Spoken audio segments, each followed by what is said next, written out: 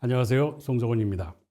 이번 시간에는 일본군 위안부 문제의 첫 번째 쟁점인 일본군의 개입 형태에 대해 알아보도록 하겠습니다. 먼저 강제동원입니다. 국가의 책임 문제와 관련해서 제국 일본의 국가는 군부 파시즘의 강력한 통제 권력이었습니다. 그래서 일반 민중의 생활 전반을 통제하는 그런 상태였었고, 특히 1930년대 후반부터 이른바 사상국방이라고 하는 기치 아래 사상마저도 생각하는 것조차도 통제를 하기 시작합니다. 뿐만 아니라 국가 총동원령에 의한 전방위적인 동원 권력을 발동하기도 했습니다.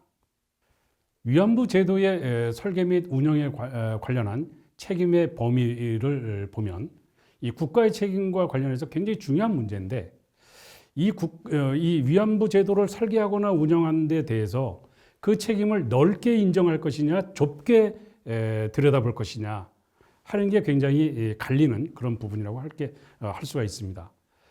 국가의 책임 문제를 넓게 보는 데 있어서는 궁극적으로 군 통제를 실패한 국가의 책임이다. 또 민간 인신 매매자들, 정부나 군이 관여하지 않았다. 민간 인신 매매자들의 농간에 의한 것이었다라고 주장을 한다 하더라도, 그러한 민간 인신 매매자를 통제하는 데 실패한 국가의 책임은 물을 수밖에 없다라고 하는 점에서 넓은 범위의 책임을 강조하는 그런 입장이 있는가 하면, 좁은 범위의 입장에서는 국가가 조직적이고 직접적으로 관여한 증거, 그거에 의해서만 국가의 책임을 논의할 수 있다, 운운할 수 있다 하는 그런 부분입니다.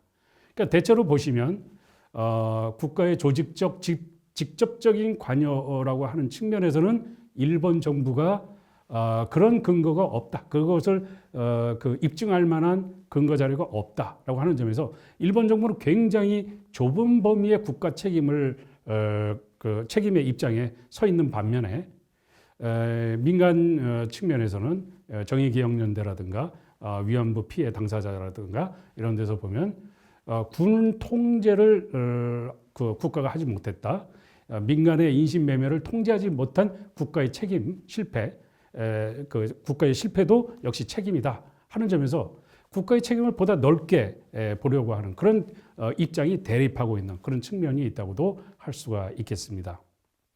국가뿐만 아니라 일본 군에게 책임을 물어야 될 필요도 있는데, 강제동원에 책임을 물어야 되는데, 이 위안소를 설치하거나 위안부의 징용을 제한한 게 바로 일본군이 아니냐. 바로 육군성 부관의 통첩에, 군 위안소 종업부 등 모집에 관한 건이라고 하는 통첩에도 이러한 내용이 잘 나타나 있고, 더욱이 일본군 사령관이 육군 장관에게 보낸 위안소 업자의 도항 인가 신청서라고 하는 것이 있는데, 이게 와다 하루키의 책에 복사본이 잘 나와 있습니다. 이제 그런 거를 보면 일본 군 사령관이 육군 장관에게 위안소 업자들의 도항인가 신청서인데, 뭘 타고 가느냐? 일반 상선이 아니고 군함을 타고서 군에서 군 작전에 동원하는 그런 배를 타고서 군함을 타고서 군과 함께 도항을 하는 겁니다.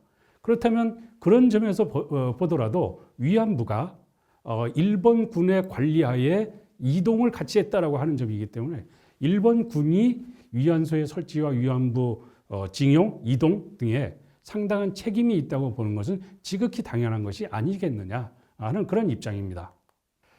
그리고 일본군의 지휘관의 회고 같은 데서도 보면 오카무라 야스지라고 하는 그 사령관이 위안소를 만든 것, 즉 위안부 제도를 처음 도입한 장본인이 바로 나야라고 하는 것을 분명히 얘기했다. 자기의 회고록에서 밝히고 있다. 그리고 일본의 그 전 총리를 지낸 나카소네 야스히로 그 같은 경우도 당시 해군 장교였었는데요.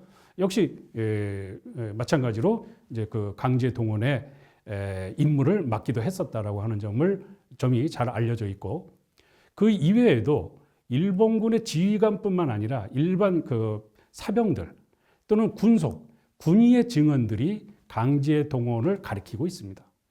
많은 부분에서 위안부 동원에 군 수송선이 이용됐다든가, 위안소는 주둔 부대의 일원처럼 부대 이동과 함께 따라다녔다라든가, 위안소의 이용 규칙과 이용 요금 결정이 군에 의해서 결정이 되었다라고 하는 점, 또는 위안소의 건물 개조도 군이 담당해서 다 했던 거다.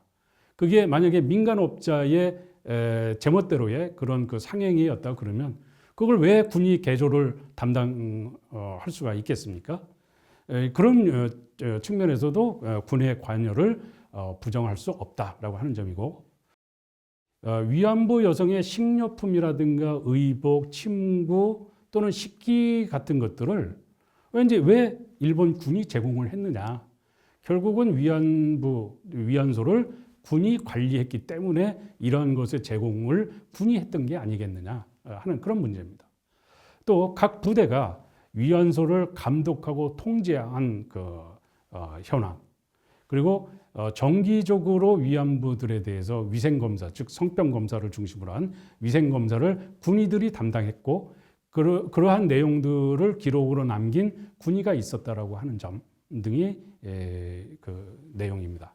이런 것을 봤을 때 위안소는 실질적인 군 시설의 일부로 기능했다고 보는 것이 타당하다라고 하는 점을 얘기할 수 있겠습니다. 일본 정부와 일본 군, 이어서 총독부입니다. 총독부는 위안부 동원령의 주체라고도 할 수가 있겠는데, 일단 일본 군의 의뢰를 받아서 그 총독부가 주체가 돼서 위안부를 모집을 했습니다. 지방 관청이나 또는 민간 업체에게 모집을 할당하고 지시를 합니다. 이게 바로 이제 총독부의 역할이었습니다. 사실 위안부를 강제 동원하는 데 있어서 가장 말단에서 움직인 것은 민간의 인신 매매자입니다. 그래서 가장 말단에서 활동한 민간 인신 매매자들만을 중심으로 해서 일본 정부에서는 그 일본군 위안부와 관련해서 일본 정부나 군이 관여했던 근거가 없다. 민간 인신 매매자들이 자신의 그 일로 한 것이다라고 하는 것을 강조를 하고 있는데, 이와 같은 그 위계 관계에 의해서 지시와 할당, 명령 개통에 의해서 말단에서의 민간 인신 매매업자가 활동한 것이다라고 하는 점을 살펴보면, 여기서 국가의 책임 또는 일본군의 책임을 면제받기는 굉장히 어렵다, 이렇게 볼 수 있는 겁니다. 말단 관원과 함께 위안부 모집의 말단의 위창이 바로 인신 매매자들인데, 이들이 위안부를 동원하는 데 있어서는 사수를 쓰는 겁니다. 속임수를 써서 어디에 가면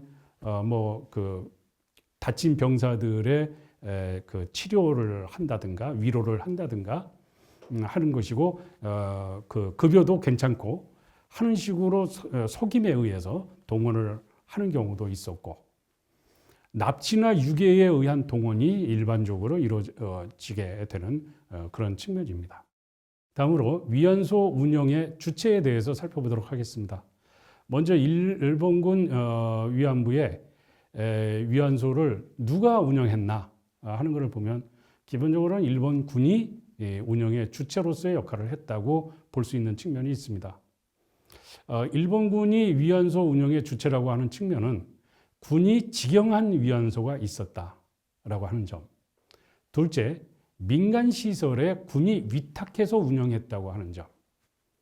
셋째, 기존 시설을 군 전용 위안소로 군이 지정해서 운영한 측면이 있었다라고 하는 점.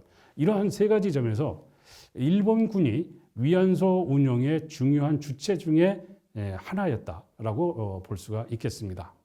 또한 민간 역시 위안소 운영의 주체 중에 하나였다고 볼 수가 있겠는데 이거는 민간 그 위안소 운영자에 해당하는 이노우의 기쿠오의 증언에 잘 나와 있습니다. 그는 군의 의뢰에 의해서 1942년 5월 난징의 일본군 부대가 위안업자를 모집하도록 의뢰를 했다. 그래서 자기가 그 의뢰를 받아서 위안업자를 모집했다. 그리고 그들을 중심으로 해서 위안소를 운영했다. 이렇게 밝히고 있습니다.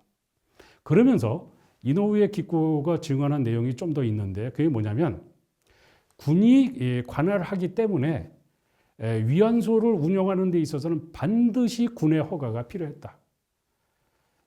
이 위안소를 운영해서 돈을 벌 목적으로 만약 특정한 개인이 독자적으로 위안소를 개설했다가는 군으로부터 굉장히 안 좋은 일을 당하게 된다. 그러니까 군이 허가를 하지 않은 위안소는 개설할 수가 없었다. 그러니까 위안소 개설 자체가 군의 허가 항목이었다라고 하는 점입니다. 그러니까 위안소 운영하는 데 있어서 군의 존재는 무소불위의 권력체였다고도 이렇게 볼 수가 있는 거겠죠. 민간이 운영하지만 군이 관할을 하면서 관리권을 행사하는 형태가 가장 일반적인 위안소 운영 형태라고 볼 수가 있겠는데 군 부대가 그 자체의 결정으로 업자에게 여성 모집을 의뢰하고 건물을 선정하고 위안소를 신규로 개설해서 업자에게 영업을 위탁하는 그것이 가장 일반적인 형태로 이루어졌다.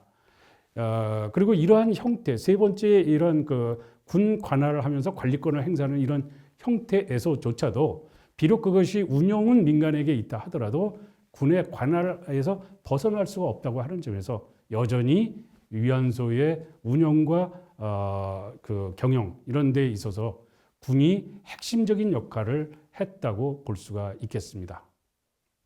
지금까지 일본군 위안부 문제의 본질과 쟁점, 그 첫 번째 일본군의 개입 형태에 대해서 학습했습니다. 감사합니다.